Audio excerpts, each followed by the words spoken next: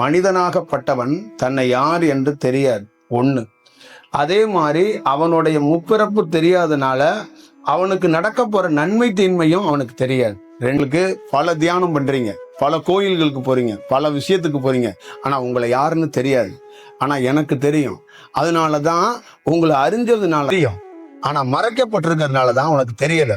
உனக்குள்ள நடக்குது ஒரு தியானங்கிற, உனக்குள்ள ஒரு இறை தேடுதுங்கிற, உனக்குள்ள ஒரு சாமிங்கிற. அது எப்படி வந்துச்சு? எப்படி உனக்குள்ள வந்துச்சு? எந்த குரு கொடுத்தான்? அது இல்ல, அது உன்னுடைய ஒரிஜினாலிட்டி.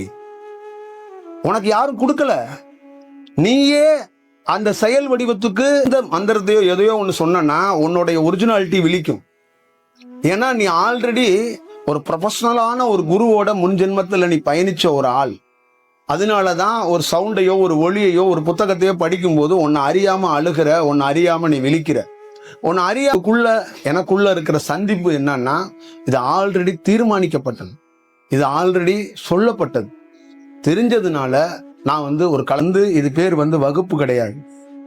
நான் கொடுத்த வாக்கை நிறைவேற்றுறதுக்காக நிக்கிறேன். இதுதான் என்னுடைய செயல்பாடுகள். நான் அனுபவம் பெற்றோன்ன இந்த மாதிரி நீ நீ பிறப்பெடுத்து எங்க இருந்தாலும் ஏதோ ஒரு ரேடியோவில் ஏதோ ஒரு டிவியில என்ன கேட்டுட்டு நீ வருவ.